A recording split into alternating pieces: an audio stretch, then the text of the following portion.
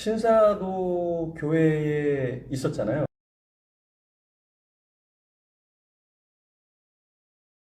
네. 그때 있으면서 좋은 점도 있었지만 뭐 음, 힘든 점도 있을 텐데 네. 신사도 교회에 많은 사람들이 사실은 있거든요. 모른 채로. 음, 피해가 좀 있을 수 있는데 그렇죠. 어떤 피해가 있을까요?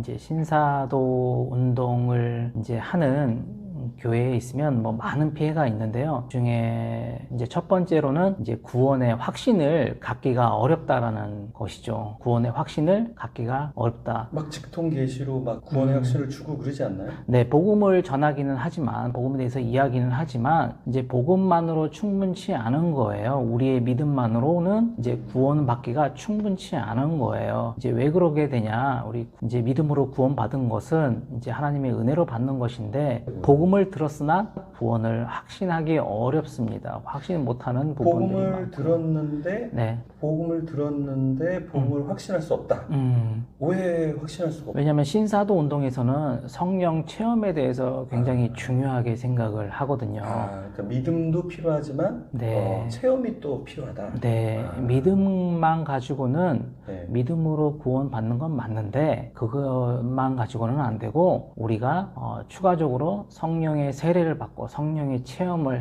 해야지 이제 그리고 하나님의 음성을 듣고 순종하는 삶이 있어야지 이제 그것이 없으면 아무리 이제 믿음으로 구원받았다고 하더라도 이제 구원이 취소되고 마귀의 종이 돼서 지옥 갈 수 있다.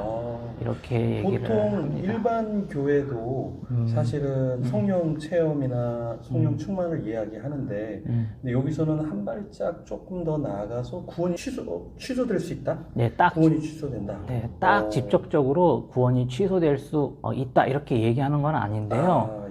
신사도 운동에서 말하는 그런 성령 체험, 입신하고 예언하고 방언하고 이런 환상을 보고 꿈을 꾸고 하는 그런 것들이 굉장히 중요한 이제 포인트인데 그러한 역사가 나에게 계속 일어나지 않으면 하나님이 나와 함께하지 않는다는 생각을 하거든요.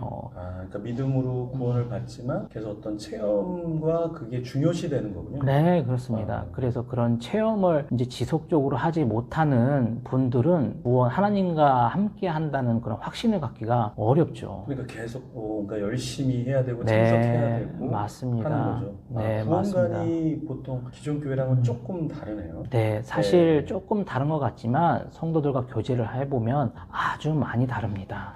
그러니까 거기에 갇혀서 더 열심히 해야 되고 네. 행위 구원은 아니지만 행위를 뭔가 더 체험해야 되는 것 그런 느낌. 그래서 맞습니다. 거기에 대한 부담감도 있다라는 거죠. 맞습니다. 예. 그런 계속적인 성령의 음성을 이제 직접적으로 듣거나 이렇게 환상을 보거나 꿈을 갖거나 또 이렇게 선포된 계시의 말씀을 이렇게 듣지 못하면은 이제 다른 영에 속했다고 하거든요. 다른 영에 속했다. 네, 혹은 종교의 영이 있다. 종교의 영이. 네. 거기 마지막 나올 때는 종교의 영이 충만하셨다고?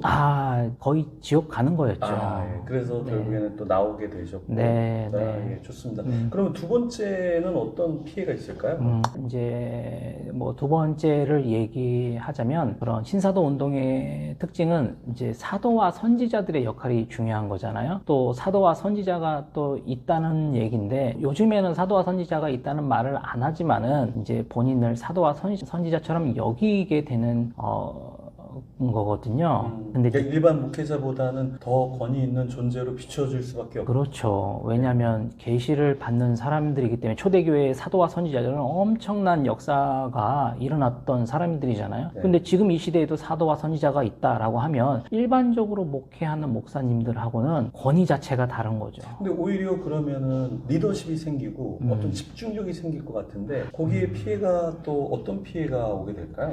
일단 큰 피해가 뭐냐면 그런 하나님의 말씀보다는 그런 사도와 선지자들이 말하는 또 그분들이 말하는 신사도 운동하시는 분들의 리더가 말하는 그 말에 권위가 더 이제 있게 됩니다. 교황이 성경보다 더 권위가 있다 그래서 우리가 카톨릭에 문제가 있다 하는 것처럼 오히려 이러한 사람들에게 권위와 충성도가 높아지겠군요. 맞습니다.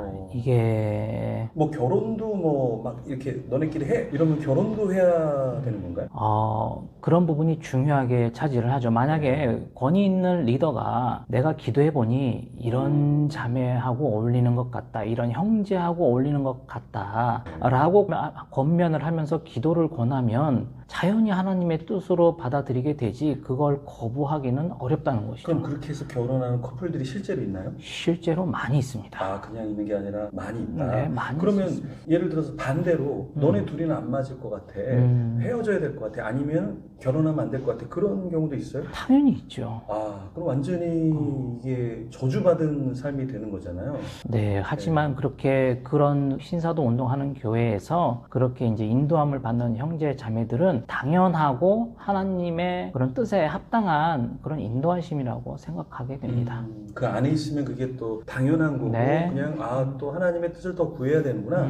이래서 그러면 이게 가스라이팅하고도 연관이 되는 건데요. 네, 분명히 하나님의 뜻인지 사람의 뜻인지 이제 분별을 정확하게 할 수는 없을 것인데 성도들은 그런 말을 이제 철떡까지 하나님의 뜻으로 이제 받아들이기 때문에 이제 굉장히 위험하고 가스라이팅의 소지가 많다 이렇게 이야기할 수 있을 것 같습니다. 그 김기동이나 어떤 이단에 있었던 사람들의 이야기를 들어보면 뭐 헌금을 얼만큼 해라 뭐 이렇게 액수도 정해주고 그래서 일반 교회보다는 굉장히 생일 때 뭐 100만 원씩 하고 이런 게 많은데 이런 신사도 운동에도 어떤 재정적인 과한 요구가 있을까요? 그렇게 하시는 분도 계시고 대부분 도전을 주죠. 아, 도전을 오히려. 네, 뭐 하나님의 그런 말씀을 이용해서 이제 헌금에 대한 하나님께 드리는 것에 대해서 인색함을 표현하면서 그런 사람들이 어디 성경 인물 중에 복받은 사람이 있냐라고 이렇게 말씀으로 이렇게 하면 성도들이 당연히 더 많은 헌금을 하게 되지 그렇게 헌금을 안 하거나 뭐 적게 하거나 그런 게 하지는 않습니다. 복과 연관을 시키는군요. 어떤 충성과 복과 연관시켜서 오히려 그렇게 도전하게 하고 그럼 전 재산을 바치는 사람도 있나요? 당연히 전 재산 많은 재산을 바친 분들은 제가 봤습니다. 아, 거의 네, 일반적인 것보다 이상으로 그리고 그렇게 한다. 삶을 봤을 때 그냥 드리는 삶을 살게 돼요. 그러니까 교회 중심적으로 네.